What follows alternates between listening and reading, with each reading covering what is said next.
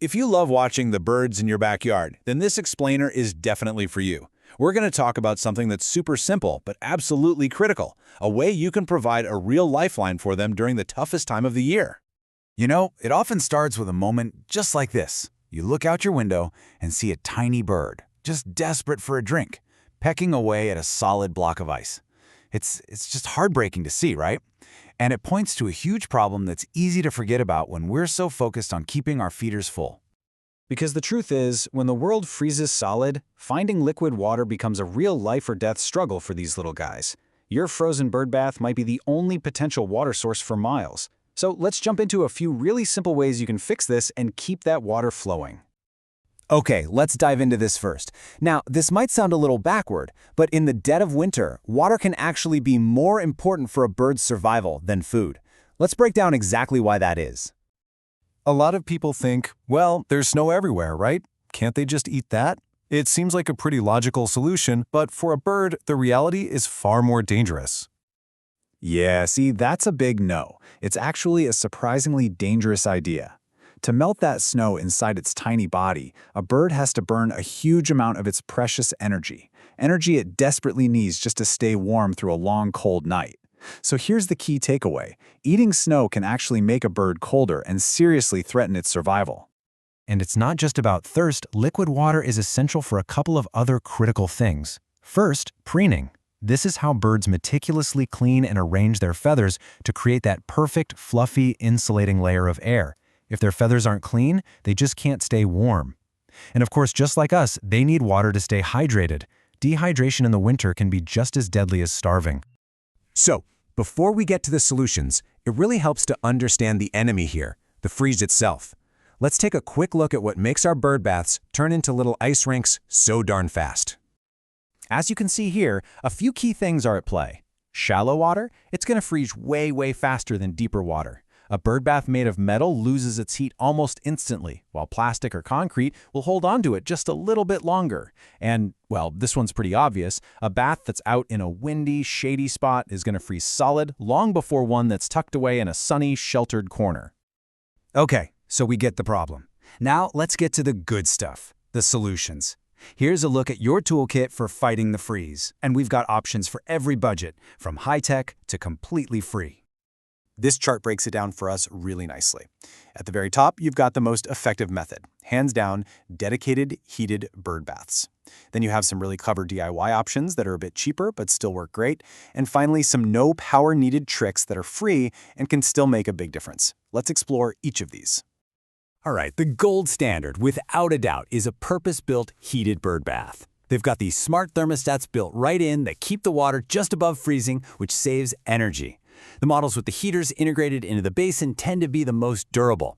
And while solar sounds great, electric models are just way more reliable, especially on those freezing, cloudy days. Honestly, it's the easiest set it and forget it solution. But, and this is completely non-negotiable, you have to be safe.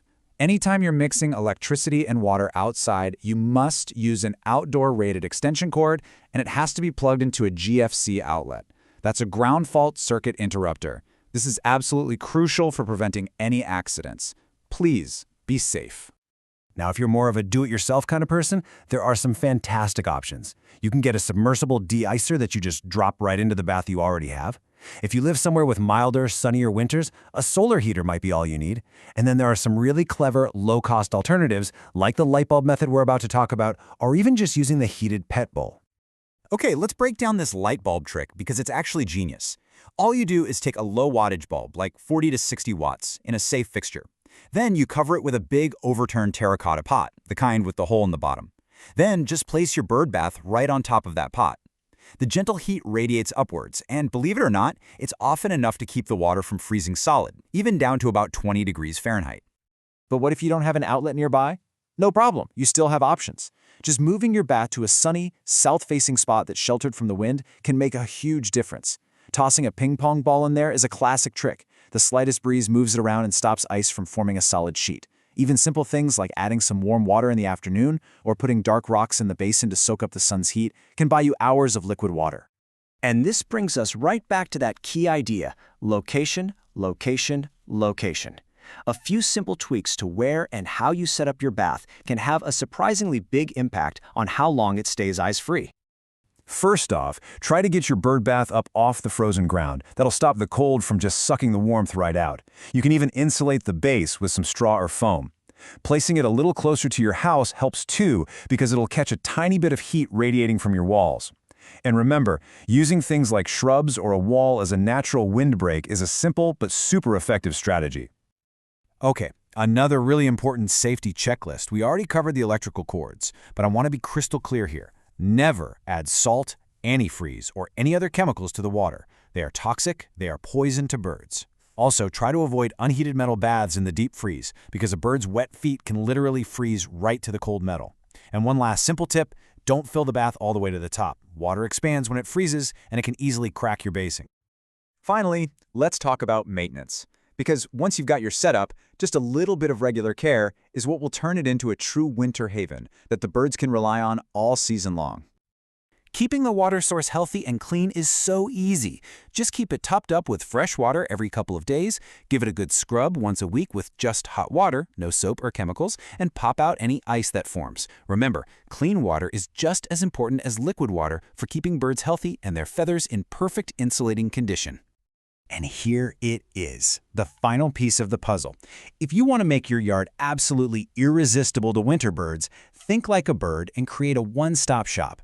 If you place your feeders and some natural cover, like some shrubs or a brush pile, close to your water source, you create the perfect little ecosystem. Birds are smart. They will flock to a place that offers reliable food, water, and safety all in one convenient spot. When you get right down to it, it all comes back to this. Whether you go with a fancy heated bath or just a simple, well-placed basin, it's the consistent daily attention that really matters. That small effort you make can genuinely be the difference between life and death for the birds in your neighborhood. So let's end with this. I promise you, seeing birds happily drinking from your bath in the middle of a snowstorm is one of the most rewarding winter experiences you can have. Your daily check-in isn't just a chore, it's a promise you're making to them. Those birds really are counting on you.